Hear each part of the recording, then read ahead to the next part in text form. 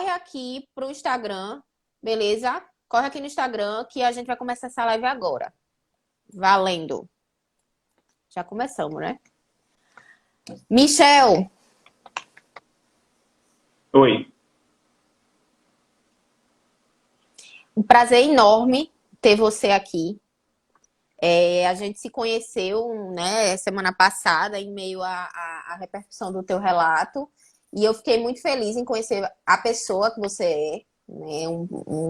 Um cara muito bacana, assim, e coração gigante.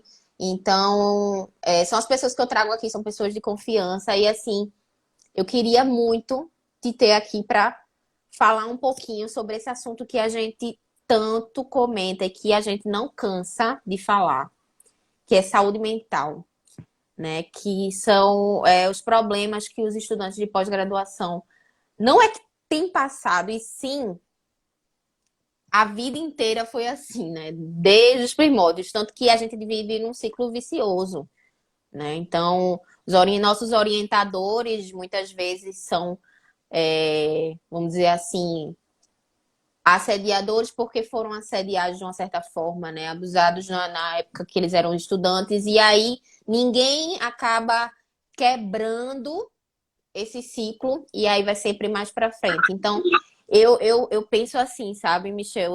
Torço muito, hoje eu não estou mais na carreira, não sigo mais minha carreira acadêmica, não estou no meio acadêmico, mas eu espero muito que o PhD da Deprê, sabe, ele de uma certa forma ajude, né, que a gente daqui a alguns anos a gente consiga ter profissionais saudáveis, mentalmente falando, que sejam mais empáticos com seus estudantes e orientados. Então, eu acho que só da gente estar hoje à noite, em plena sexta-feira, né, com quase 60 pessoas nos assistindo, né, para falar de um assunto que até pouco tempo atrás era muito tabu, porque todo mundo tinha medo, e tem medo até hoje de falar sobre isso. Eu acho que a gente está no caminho certo. E eu estou muito, muito feliz de ter você aqui. Agora, assim, eu que estou aí, né? Eu que estou na tua parte. Isso. Boa noite, pessoal. Antes de qualquer coisa, eu gostaria de agradecer o convite, né, da Gabriela, através do PhD da Deprê. Fiquei surpreso quando surgiu o convite, porque vocês vão perceber que nada foi planejado, né? As coisas surgiram de modo que acho que foi uma surpresa para todo mundo esse assunto ter saído. Enfim, você viu que essa semana foi uma semana meio louca, né? Muito corrida, muita coisa Eu quase não aconteceu. conseguia falar com esse homem, minha gente. Então, eu agradeço o convite, né, Gabriela? Eu acho que não existiria uma conversa mais propícia do que conversar com uma pessoa que passou pelos mesmos problemas que eu passei, né? Diferencia um pouco nos detalhes, mas Isso. São problemas na pós-graduação. Para quem não me conhece, eu sou Michel, né? Eu sou matemático, sou especialista em gestão da educação municipal, ingressei num mestrado e, posteriormente, eu passei numa seleção de doutorado, e, ao passar nessa seleção de doutorado, eu tive a minha defesa de dissertação do mestrado, que estava autorizada para ser realizada, eu tive a defesa desmarcada em detrimento da minha aprovação no doutorado. Então, esse problema, por si só, ele gerou uma série de transtornos, né? Eu vinha passando por uma série de problemas, desde a metade do mestrado. Para começo de história, o início do mestrado não foi muito normal, né? Porque eu passei por umas mudanças de tema, solicitadas pela minha primeira orientadora. Posteriormente, eu passei por uma mudança de orientação, porque a orientadora inicial, ela saiu do programa e me passou para outra professora. Então, se a gente considerar que um mestrado ele tem um tempo de duração de 24 meses, e a gente sabe que esses 24 meses, nós somos muito pressionados, né? Nós somos muito pressionados com relação a esses 24 meses, e às vezes a gente prorroga, né? A gente tem 6 meses de prorrogação, dependendo do que acontecer no decorrer da pesquisa, mas a gente sabe que as coisas acontecem rápido, né? A gente não tem muito tempo. A gente tem tempo para cursar as disciplinas, para realizar a pesquisa e defender e seguir a nossa vida, né? A minha escolha, por ser professor, né? Na verdade, eu não diria que foi uma escolha, a profissão me escolheu, porque a minha ideia era fazer outra coisa totalmente diferente, né? A área que eu imaginava que eu iria cair era outra. Só que aí na cidade que eu morava, né, e que hoje eu estou passando esse período de isolamento social, na época que eu terminei o ensino médio, abri um campus de uma universidade federal aqui, e eu acabei prestando vestibular para um dos cursos dessa instituição daqui, né? Então eu comecei um curso que não era bem aquilo que eu esperava para a minha vida. Mas eu comecei a me identificar, né? E aí, posteriormente, eu passei em uma outra seleção, e eu passei nessa seleção, no vestibular, para uma outra instituição, também federal, e fiquei cursando, fazendo essas duas graduações ao mesmo tempo, porque eu fui aprovado um mês antes da publicação da lei que proíbe você fazer dois cursos ao mesmo tempo. Então, a própria lei diz que até aquela data, quem conseguiu a aprovação tem o direito de concluir o curso, né? E aí, eu fiz as duas graduações ao mesmo tempo, acabei concluindo matemática primeiro, e cheguei à especialização, cheguei ao mestrado, a graduação foi tranquila, né? A especialização também foi muito tranquila, eu tive orientadores maravilhosos, tanto na graduação como na especialização, e enfrentei essa dificuldade no mestrado, né? E aí, imagine, quando a gente pensa na jornada acadêmica, né? A única coisa que a gente quer é fazer tudo, que as coisas deem certo e que a gente siga a nossa vida. Então, diante das dificuldades que eu encontrei no mestrado, né? E após ter passado no doutorado, eu entrei num momento eu não tinha condições de pensar na vida acadêmica, né? Embora ao mesmo tempo em que estivesse fazendo mestrado, ao mesmo tempo que passei no doutorado, eu fazia as seleções e ao mesmo tempo eu estava vivendo o problema relacionado ao assédio, né? Então imagine o que é você está ali se dedicando às suas seleções e ao mesmo tempo você está vivendo um problema, né? E ao mesmo tempo eu não percebia naquele momento, mas naquele momento eu estava adoecendo, né? E quando a gente está dentro do problema, a gente não consegue enxergar de jeito nenhum que a gente não está bem. É tanta coisa acontecendo ao mesmo tempo, são seleções para fazer, você precisa trabalhar, então você também precisa fazer seleções de trabalho, ao mesmo tempo você faz a seleção da pós-graduação, ao mesmo tempo você tem que cuidar da sua saúde, então não dá, é humanamente impossível você fazer todas essas coisas, e sobretudo levando... Sim, pode falar. E aí observem que o que o Michel está falando é muito importante. Em momento nenhum você viu ele falando assim, e ainda a vida social. Porque a gente esquece, quando a gente está na pós-graduação, a gente esquece da nossa vida, né? A nossa vida, a gente vive a pós-graduação como se fosse a única coisa que existe, né? A gente esquece da família, a gente esquece dos amigos, a gente esquece, né, das pessoas que a gente ama, porque a gente vive aquilo tudo ali tão intensamente, né, que a gente não tem tempo para nada. E aconteceu muito isso comigo, né? E assim, não sei se vocês conhecem, mas eu agora, recentemente, eu lancei meu e-book, né? Ele é gratuito, tá, gente? Então, phddepre.com.br, vocês podem acessar esse e-book. E eu falo sobre os 5 passos, tá, para você manter a saúde mental na pós-graduação. E um dos passos é esse: você ter vida social, você ter momentos de lazer, né? Então a gente fica aquela coisa, não, eu falava muito isso, eu dizia assim, não, final de semana, que às vezes tinha um aniversário de um sobrinho meu, alguém, né, da minha família, eu fazia, não, eu tenho prova, tal coisa. Aí fulano dizia, essa Gabi só quer saber estudar, dizia assim, aí depois eu tô aí com diploma, com não sei o que, dá todo mundo. Só que, tipo, ninguém sabe o dia da manhã, né? Hoje eu não tenho o meu diploma de doutorado, como eu achei que eu ia ter, né? Às vezes a gente deixa de comemorar um aniversário de uma pessoa especial, no outro ano a pessoa viaja, a gente não vê mais a pessoa, enfim. Então a gente deixa de viver literalmente. E quando a gente vive, a gente é julgado por isso. Por nós mesmos, naquela sensação de culpa, dizer assim, poxa, final de semana, procrastinei o final de semana todo, né? Porque a gente se sente culpado por estar vivendo a nossa vida. E pela própria pós-graduação, que acha que a gente não tem final de semana, que estudando pós-graduação não tem final de semana, né? O que é que você faz de meia-noite às 6 da manhã, né? Então, não tem quem não saia, né, Michel, doente de uma situação dessa.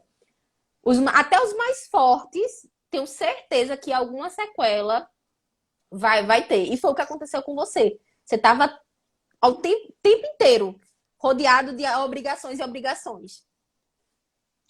Na verdade, não eram só as obrigações, né? A gente tem as obrigações, a gente tem os problemas da pesquisa, porque a pesquisa não é um mar de rosas, ocorrem problemas, principalmente quando a pesquisa é experimental, né? Ou melhor, quando a gente realiza os experimentos laboratoriais, e a gente depende de equipamentos. Então, inúmeras vezes aconteceu de equipamento dar problema na amostra, dá uma série de problemas.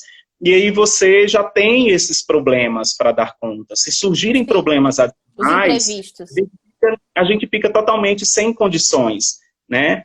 E isso se agrava a partir do momento que você tem um problema que eu posso considerar de ordem pessoal, e isso começa a interferir na relação que você tem com a pessoa que deveria te orientar, né? Então, tem certas coisas que a gente escuta, e eu tenho ouvido isso muito, a gente vai falar mais adiante sobre isso, sobre os relatos que eu tenho recebido. Tem determinados momentos que a gente começa a escutar uma série de coisas que a impressão que eu tenho é que a pessoa que diz essas coisas, ela não tem a noção da gravidade daquilo que ela está dizendo e ela não tem a noção do impacto que essas expressões proferidas elas podem causar na vida da gente. Uhum. Então, assim, a gente chega numa situação de um terror. E, principalmente, eu acho que a parte mais grave é quando você se vê acuado, né, sem saber o que fazer, e você começa a recorrer às pessoas ali dentro da universidade, dentro do programa, e você vê que não tem saída, né? Você Não. recorre a Você uma não tem pessoa apoio. que ela sai da frente, né? Ela acredito, assim, na minha visão, né? É uma opinião minha, eu acredito que seja para não se indispor diante Exato. dos profissionais. E aí A você vê todo retaliação, mundo, né? você vê Pra todo você mundo ali ficar. saindo, você vê todo mundo saindo do meio e você se vê sozinho diante de um monte de problemas e que você não consegue cuidar, né? Você não consegue dar encaminhamento a estes problemas. E aí a gente entra em um momento que só você tendo passado para você compreender e para você saber de fato como é.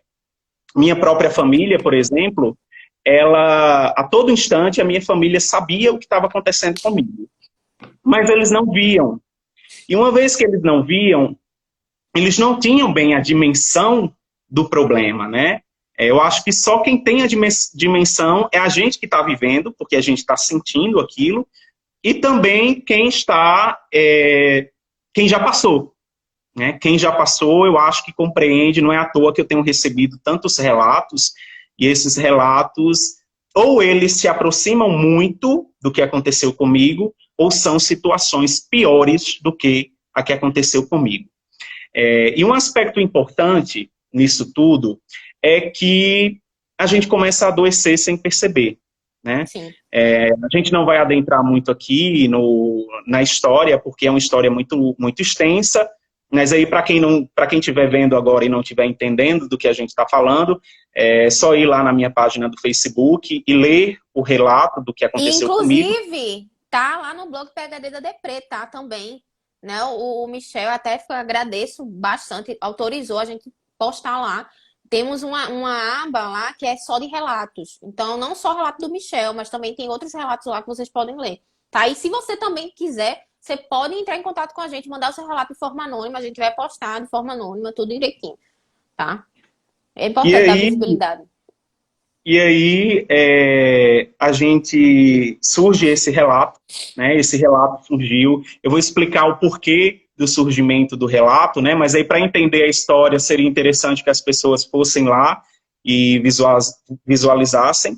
Mas a história foi basicamente, eu passei por isso, por essa situação, por uma situação de assédio dentro do mestrado, né? Onde eu tive a minha aprovação no doutorado, um doutorado considerado um doutorado de um nível elevado, né? É um centro de pesquisa muito bem estruturado, e na seleção de doutorado eu passei por uma série de etapas que foram etapas muito difíceis. Então, assim, não foi fácil passar no doutorado. E eu fiz tudo isso em meio aos problemas psicológicos que eu vim enfrentando e que eu não tinha tempo de parar para lidar com esses problemas, né? Eu não tinha tempo de parar e de Não fazer cuidar da minha terapia, saúde. né? Não fazer terapia, só E eu até medicação. busquei na própria universidade, num determinado momento, eu fui em busca de atendimento psicológico, só que existia uma lista de espera imensa e eu tive Oh, que meu esperar. amor, E tu aí, jura? o que Todas acontece? elas, Eu universidades. entrei nessa lista de espera, continuei vivendo os problemas e, posteriormente, depois de meses, acredito que 4 meses, eu Eita. recebi um e-mail, né, dizendo que tinha um horário específico disponível para atendimento e, de início, eu aceitei esse horário. Só que eu não percebi que eu tinha as outras atividades e que as atividades não se encaixavam nesse horário. Então, eu também não consegui cuidar da minha Aí, saúde nesse momento. logicamente, que você deixou a sua saúde em 19º lugar, né? Porque é isso que a gente faz. A gente prioriza o que não é prioridade, né? Na nossa vida. Então, a gente prioriza tudo. Prioriza o experimento, prioriza a escrita, prioriza ler os e-mails e artigos que o orientador manda, mas a gente não prioriza o que é mais importante, que é a nossa saúde, né? Porque sem ela a gente não consegue fazer absolutamente mais nada.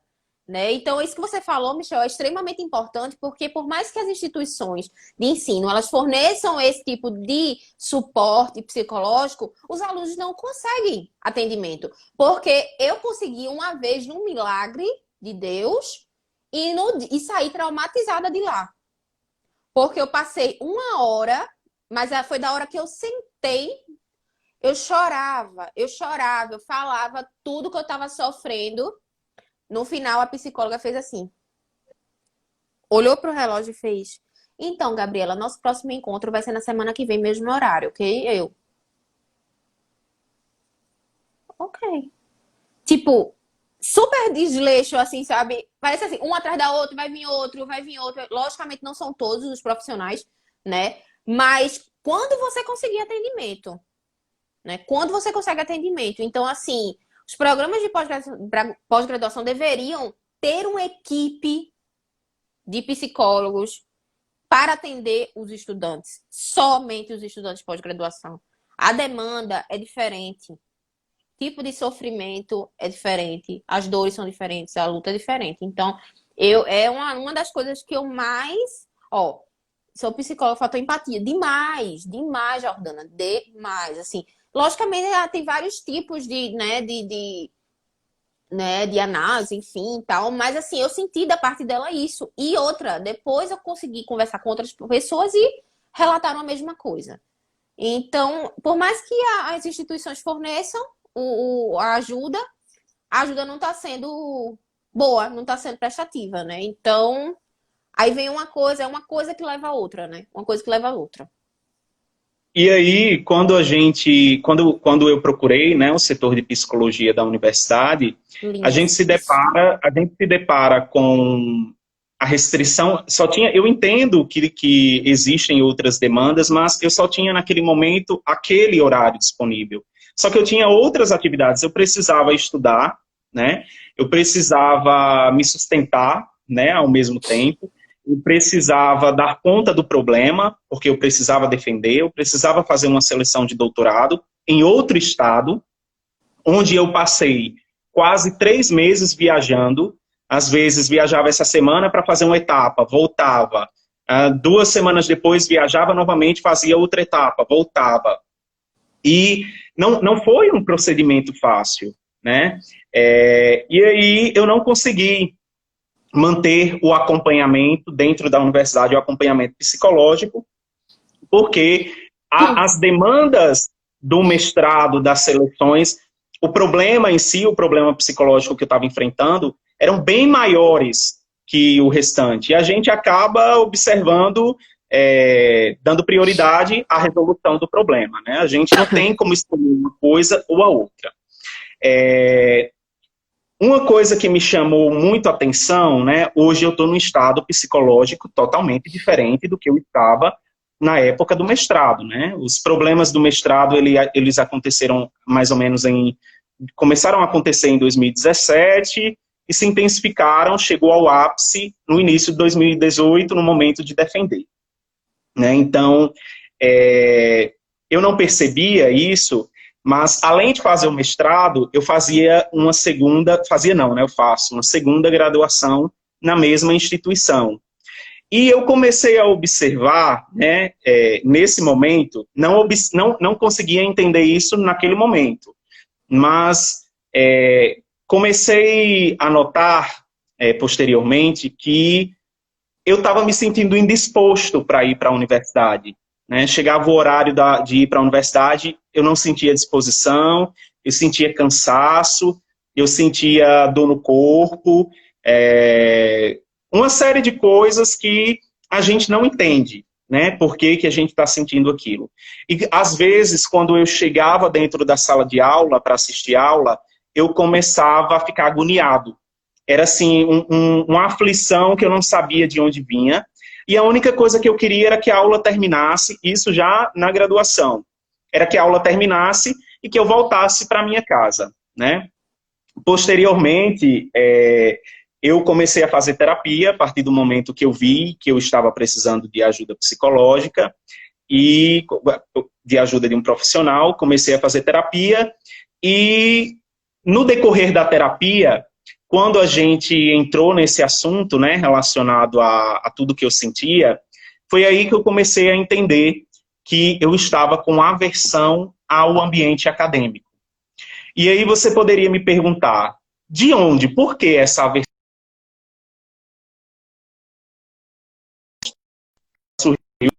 Porque eu me via diante de um ambiente que me recordava sofrimento e dor, né? Então, as coisas começam a acontecer de forma tão atropelada que a gente não percebe que elas estão acontecendo e elas estão interferindo na nossa vida a todo instante e, sobretudo, interferindo na nossa saúde, né? Então, eu enxerguei muita coisa dentro da terapia, fazendo terapia. Ao passo em que eu fazia terapia, eu também passei a ser atendido, a ser acompanhado por um psiquiatra. E no atendimento com o psiquiatra, eu fui diagnosticado com transtorno misto ansioso e depressivo. O que é isso? Eu tinha uma série de sintomas que uma hora eu estava muito ansioso, uma hora eu estava muito deprimido, né? E esses dois problemas, eles vão se alternando, de modo que tem momentos que estão tão misturados que você não consegue compreender o que está acontecendo. E aí, olha só que interessante, que é outra coisa que eu percebia que eu estava fazendo, mas eu não entendia o porquê de estar fazendo aquilo. Eu comecei a perceber que, às vezes, eu não estava com fome, mas me batia uma vontade fora do normal de comer, né? Eu queria comer. E quanto mais eu comia, mais eu queria comer. Quanto mais eu comia, mais queria comer. A partir daí, eu comecei a me preocupar, né? Porque eu estava começando a passar mal de tanto comer. E quando eu fui para o atendimento com o psiquiatra, uma das primeiras perguntas que ele me fez foi: você tem notado algum tipo de compulsão por alguma coisa? Aí eu, não tenho notado. Aí ele, alguma necessidade de fazer alguma coisa que você não tinha o hábito? Você tem sentido a necessidade de comprar alguma coisa? E eu, não, tá tudo normal. E aí eu fui para casa. Só que quando a gente é questionado, a gente começa automaticamente, a nossa mente começa a buscar respostas para algumas coisas, né? Na própria terapia isso já acontece. Muitas coisas eu era indagado, né? Eu era, era feito com que eu Questionado, pensasse né? sobre aquilo, me questionasse, e aí as respostas começavam a surgir, né? Muitas vezes as respostas vinham quando eu estava a caminho do trabalho, sozinho, dirigindo, quando eu estava fazendo uma série de coisas, vinha o start e assim, geralmente quando vinha, os meus olhos enchiam de lágrimas e eu já começava a chorar. E aí, o que aconteceu? Eu fui para casa depois da consulta com o psiquiatra e eu comecei a pensar, né? Deitei, fui dormir, aí me organizar para dormir e comecei a pensar naquilo. E aí eu comecei a lembrar que quando eu morava em Recife, né? Porque quando eu passei no doutorado, eu me mudei para Recife, eu comecei a perceber que de madrugada eu ia para o supermercado. O supermercado em Recife, ele é 24 horas, né? Eu Tem sou dois de supermercados. lá. Não, não, eu digo, Não, eu tô falando. eu Ah, digo não. isso porque, por Saudade, exemplo, deu agora. Em João Pessoa a gente não tem supermercado 24 horas. Mas eu saía de casa 3 horas da manhã e eu ia ao supermercado Só para pra comprar. suprir. Eu não estava faltando nada em casa, mas eu sentia uma necessidade Gente. fora do normal de realizar compras, né? Eu recordo que uma vez eu fui ao shopping comprar um perfume e eu saí do shopping com 13 perfumes. Eu não tinha a necessidade de ter 13 perfumes, mas é uma necessidade urgente e fora do normal, fora do controle, de você fazer uma série de coisas que você não percebe que você está fazendo. Recompensar, Então, né? É pra te recompensar por aquilo que tá. por alguma coisa Você que está precisa. faltando, Exato. né? E aí, a partir desse Gente. acompanhamento psicológico e psiquiátrico, eu comecei a ver que algumas coisas tinham me trazido muitos prejuízos, né? Foi aí que eu fui diagnosticado com um transtorno misto ansioso e depressivo, né? Até hoje eu tomo medicação, inclusive está aqui meus comprimidozinhos que quando eu Oh, não meu amor. É, porque tu que me quando eu não avisou pra tomo trazer os meus. Não, eu coloco aqui do lado do computador porque eu não posso esquecer. Se eu esquecer, eu passo o dia inteiro com dor de cabeça e começo a ter tontura. Então, assim, é uma coisa que o psiquiatra já alertou, né? Você não pode esquecer de jeito nenhum e eu tenho que colocar ele na minha frente. Então, os problemas que são gerados, eles são problemas enormes, né? E eu tenho a impressão que quando a gente passa por essas situações de assédio, especificamente dentro da pós-graduação, né? Eu acho que a pessoa que é responsável pela prática do assédio, talvez nem ela consiga perceber que as ações que estão sendo realizadas, elas estão prejudicando, né? Só que eu acho assim, na condição de professor, né, inclusive é uma prática minha, não sei se essa prática se deve ao fato de eu ter vivenciado este problema, mas eu tenho esse cuidado com os meus alunos. Inclusive, após o problema do cancelamento da minha defesa e de ter perdido o doutorado porque não consegui defender e tudo mais, eu recordo que eu passei em uma seleção para professor substituto da mesma instituição onde eu fazia o mestrado, né? E aí, nessa oportunidade, eu tive a honra de me deparar com salas, eu tinha 3 turmas, as turmas gigantes, e não dá muito para você observar o que está acontecendo com cada aluno, né? De modo que a gente possa intervir. Porque, ao menos para mim, e aí faz parte da minha prática docente, eu acho que eu tenho o dever, enquanto professor, enquanto educador, de ter esse olhar para o meu aluno, né? De olhar para o aluno, eu não vou identificar os problemas que todos os alunos estão tendo, mas eu tenho condições de identificar os que forem mais graves. Michel. Oi. E aí é importante ressaltar, gente, que nem todo mundo, tá? Passa pelo que. Por exemplo, no meu caso, gente, no meu caso, minha orientadora era maravilhosa. Maravilhosa. E mesmo assim eu me desliguei do programa de doutorado. Então, assim, não é uma coisa pontual, sabe? Então, no meu caso, foi o ambiente em si, foi ver os outros sofrerem e eu não poder fazer nada. Eu ver as coisas assim, não querer fazer alguma coisa e às vezes até os próprios colegas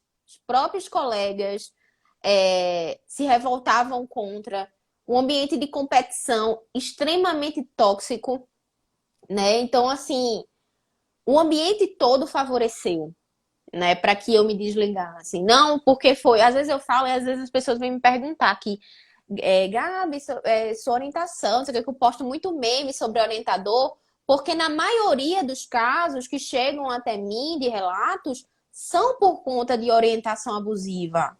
90%. Só que no meu caso não foi. Mas eu acompanhei muita gente e acompanho até hoje muita gente que passa por isso. Entende? Então, é aquela coisa, é um ambiente todo.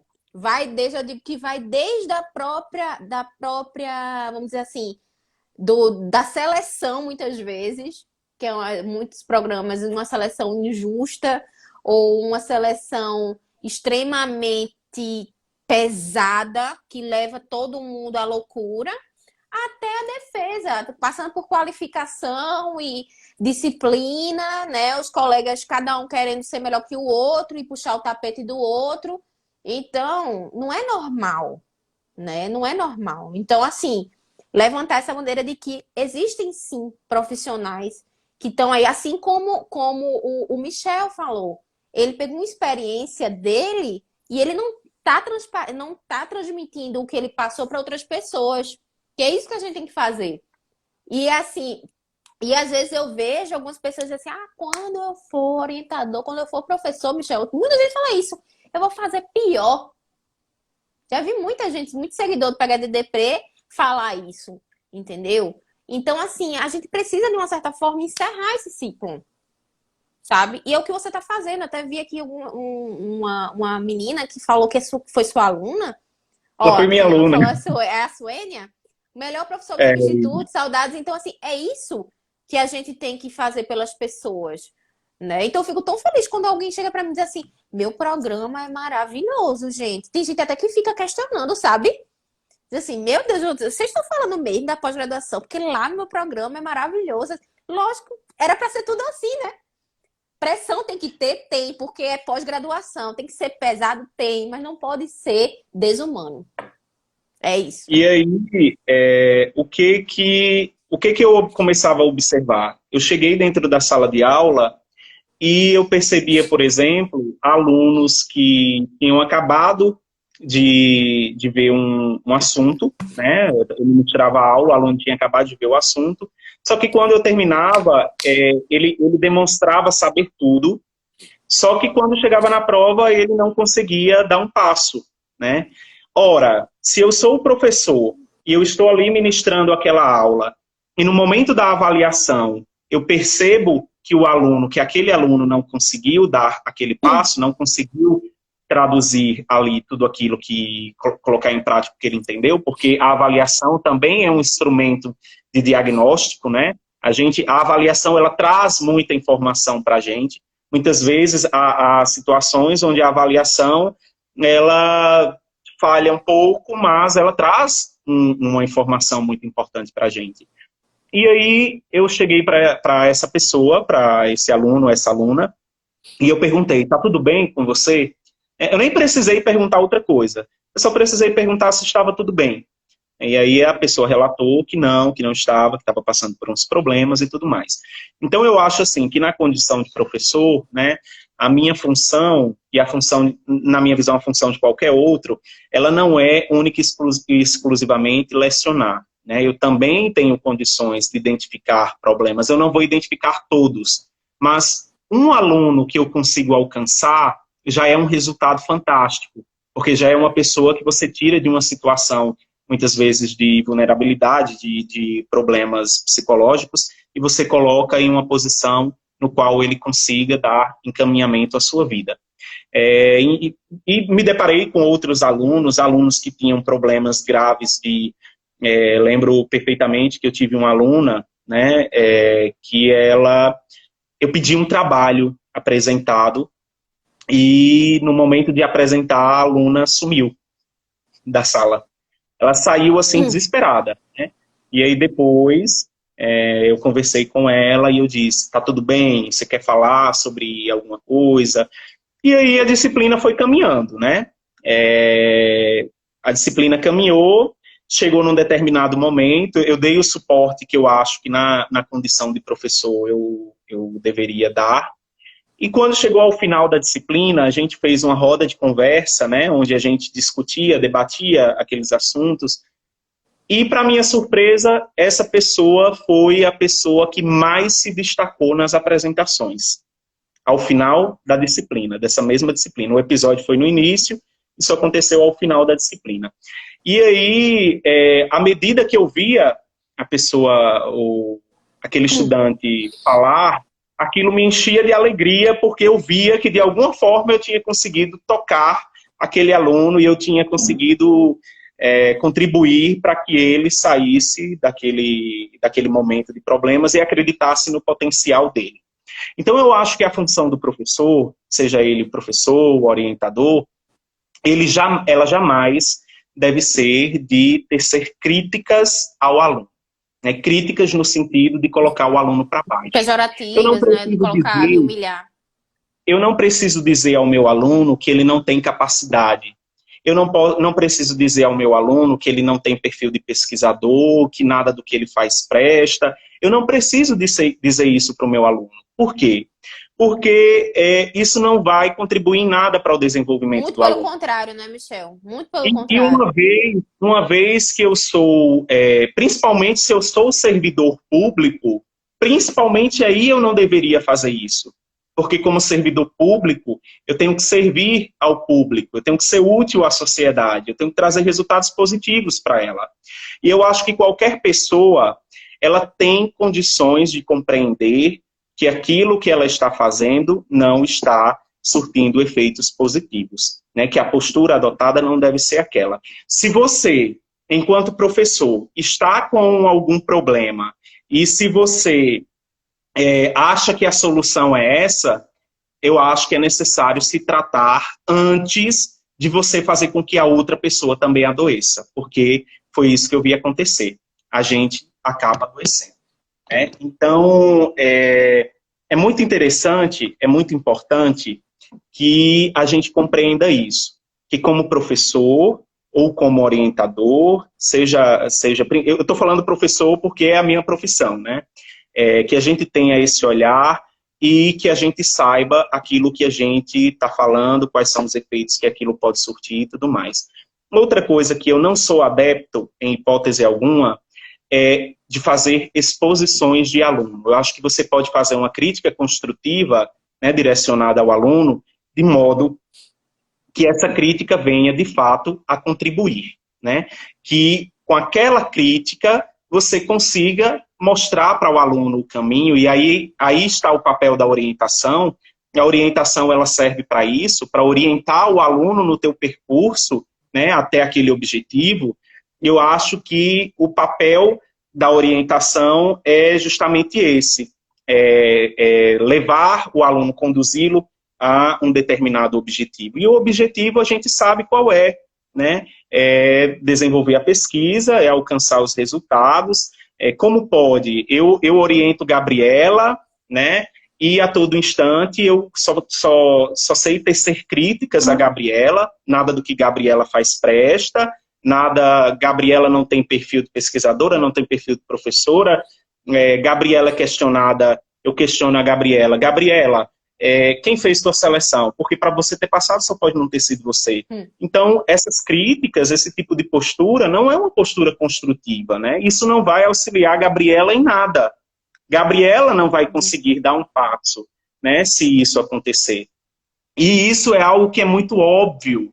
Eu não preciso ter o mínimo de conhecimento e de bom senso para entender que isso vai interferir na vida de outra pessoa, né? E principalmente, e aí eu friso, o professor passa, óbvio que na pós-graduação, né, tem alguns professores que, não só na pós-graduação, mas na graduação também, geralmente ocorre com os profissionais da área tecnológica, não exclusivamente, mas na sua grande maioria, eles não têm essa formação básica na área pedagógica, Isso. e acabam não tendo essa compreensão de que você está lidando com a docência. Só que no meu caso, na minha Mas aí, Michel, na minha realidade, a pessoa tinha total condições, né, Veja só, existe uma linha muito tênue, assim, na questão pedagógica, e tem a questão de empatia, tem a questão de bom senso, né? Então, assim, você não precisa ser pedagogo, você não precisa fazer um curso em pedagogia para você ser empático, para você né, tecer uma crítica construtiva a alguém e não depreciativa. Então, existe uma coisa que, assim, às vezes é falta de humanidade mesmo. Falta de humanidade. É você querer ver nos olhos dos outros o sofrimento. Tem gente que tem esse prazer em ver os outros sofrendo. Eu já vi professor rir de gargalhar ao ver aluno chorando, ao ver aluno arrancando os cabelos, roendo a unha, virando à noite, com os olhos pretos, assim, sem dormir, sabe? Tudo agoniado, porque vai fazer uma prova, porque precisa qualificar, não sei o que. Tem professor que ainda tem coragem de dizer que é porque para fazer pós-graduação tem que sofrer, né? Quem nunca ouviu isso?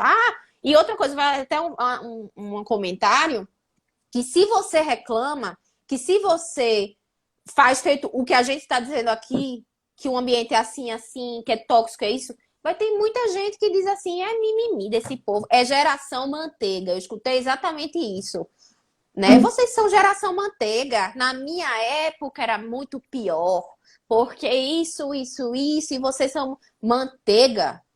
Depressão é ser geração manteiga? Suicídio é geração manteiga? Se cortar, perder os sentidos e nem lembrar que se cortou, como eu presenciei amigos meus passando por isso, dentro do ambiente de pós-graduação, isso é ser geração manteiga?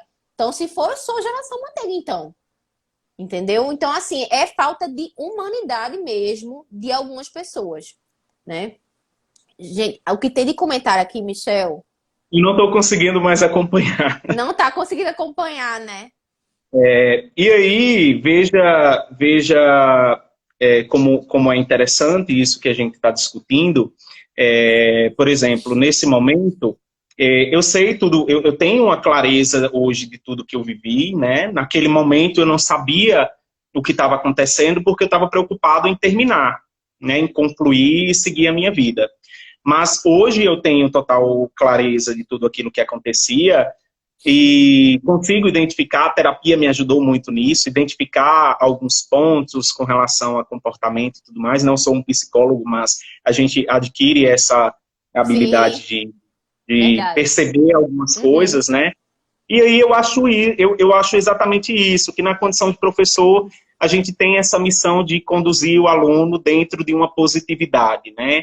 E uma coisa que eu acho muito grave é você expor o aluno a situações vexatórias, né? Você reunir uma sala de aula, que adora isso.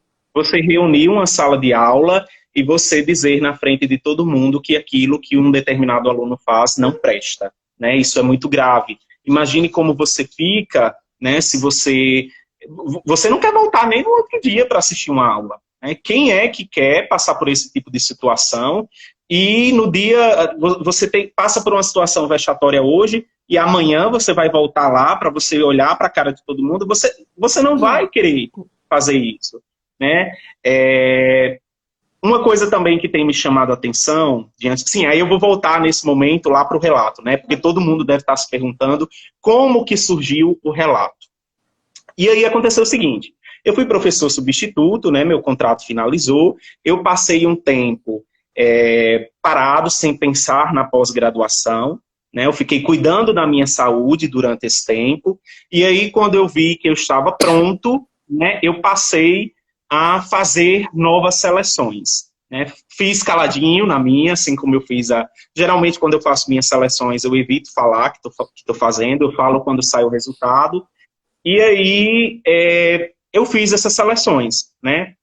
Lembrando que no mestrado, tudo que eu fazia era criticado e eu era muito repreendido com relação a tudo isso que eu fazia. Eu ouvia, inclusive, muito, você muito fala e pouco faz, né? Eu ouvia muito, você não tem perfil de pesquisador, e que são frases que marcam a gente, né? Porque em um determinado momento, o nosso psicológico ele fica tão abalado que você se questiona, Passa a será se acreditar, né, realmente naquilo eu ali. tenho? Né? Você passa a tomar aquilo que você ouve com tanta frequência como uma verdade. E E você aí, se começa a você se não consegue questionar. fazer algo, você fala assim, cara, então o fulano tá certo, né? Então é porque eu não tenho Exatamente. perfil. E É muito isso mesmo. aí, quando eu passei a fazer a terapia e passar por atendimento psiquiátrico, eu comecei a ver, né, com a ajuda dos profissionais, que as coisas não eram daquele jeito, né? Aí eu comecei a ver que na minha graduação foi tudo normal, não tive as dificuldades normais de uma graduação, né, que são dificuldades em detrimento da estrutura da educação básica. Eu estudei a vida toda em escola pública, e, e aí eu comecei a enxergar que a graduação foi normal, a especialização foi normal, minha experiência foi boa.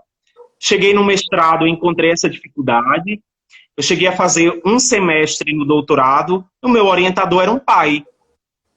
E aí eu não entendia o seguinte, eu acho, inclusive, que a gente vai precisar, não sei se está contabilizando para você, mas está chegando aqui uma notificação de que está restando 15 segundos. Eu acho que vai encerrar e a gente vai ter que Você, começar quando o vídeo. encerrar, não esquece, salva lá no IGTV, tá? Ah, Salva no seu IGTV, não então a gente esquece. vai aguardar aqui, finalizar essa primeira parte E para aí a poder a gente gente tenta, vamos lá para eu pegar a